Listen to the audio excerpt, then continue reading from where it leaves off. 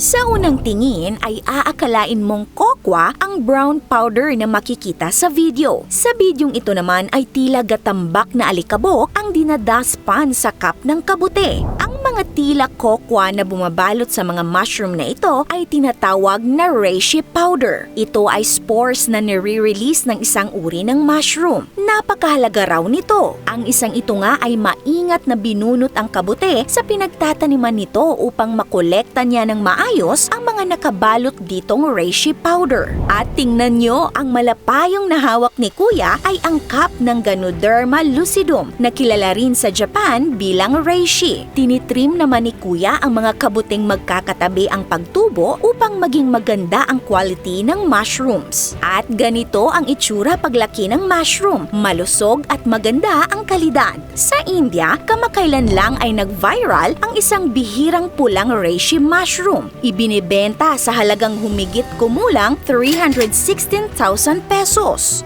Grabe ang mahal, diba? At alam nyo bang tinatawag din itong mushroom of immortality? Bakit kaya? Ang mushroom ay isang uri ng fungus na may bilog, flat na ulo at maikling stem. Mayroong 14,000 na kilalang species ng mushrooms, ngunit ang mahigit 3,000 species nito lamang ang nakakain at mga 700 species naman ang may medical properties. Nahati sa 4 na kategorya ang mushrooms, ang edible mushrooms, medicinal mushrooms, poisonous mushrooms at iba pang kabute na ang mga katangian ay hindi pa ganap na natitiyak. At isa nga sa kilalang species mula sa medicinal mushroom ay itong reishi mushroom na may scientific name na Ganoderma lucidum. Kilala rin ito bilang lingzi at mushroom of immortality. Mahigit 2,000 years na ang nakalipas mula nang unang madiskubre ang reishi mushroom ng mga Chinese healer sa Chiangbai Mountains na matatagpuan sa China-North Korea border. Matagal na rin itong ginagamit sa bansang China, Japan, India at iba pang bansa sa Asia dahil sa kamangha-manghang medicinal properties nito. Ang reishi mushroom ay isang versatile na fungus na kayang mabuhay sa iba't ibang habitat sa mundo. Samantala, matagal ang proseso ng pagpapalaki ng reishi na maaaring umabot ng 9 months bago makita ang fruiting body. Ang reishi mushrooms ay nagpo-produce ng bilyon-bilyong spores habang lumalaki. Ito ay isang reproductive cell na inilalabas ng kabute upang magparami. Ang spore ng reishi mushroom ay pwedeng kolektahin, i-extract at gamitin for medicinal purposes. Dahil ito ay mayaman sa bioactive compounds, kabilang ang polysaccharides, triterpenoids at peptides. Nakakapag-modulate ito ng immune system, may antioxidant, anti-inflammatory at anti-cancer. Nakakatulong din sa pag-prevent ng chronic diseases tulad ng diabetes, cardiovascular disorders at viral infections. Mahirap nga lang kolektahin ang spores sa wild dahil kumakalat ito sa hangin. Pero sa greenhouse cultivation, napakaraming spores ang napuproduce nito. Para makolekta ito, nilalagay ang cardboard tube sa paligid ng fruiting body habang lumalaki. At doon nila nakokolekta ang spores bago anihin ang mismong fruiting body ng mushroom.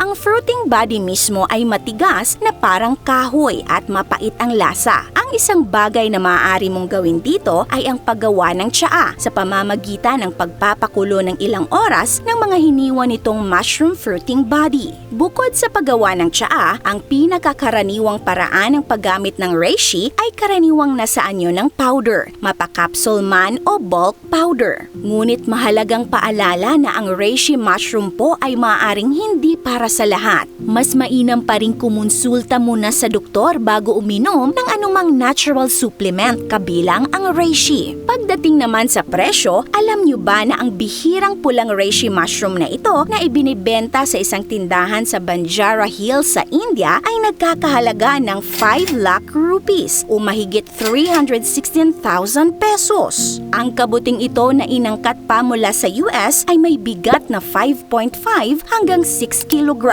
Mahal ito dahil hindi basta-basta ang pagtatanim nito. Umaabot ito ng ilang buwan at minsan ay hanggang 1 taon bago ito ganap na tutubo. May mataas itong demand para sa medicinal use at limitado lang din ang supply nito. Ang mabagal na paglago ng reishi mushroom ay paalala sa atin na ang magandang resulta ay hindi dumadating agad at hindi rin dapat minamadali, kundi dapat muna itong paghirapan at pagtiyagaan. Kayo mga ka-awesome, nakakita na ba kayo ng reishi mushroom sa personal? This is Ate O from our Republic. Hanggang sa muli and stay awesome!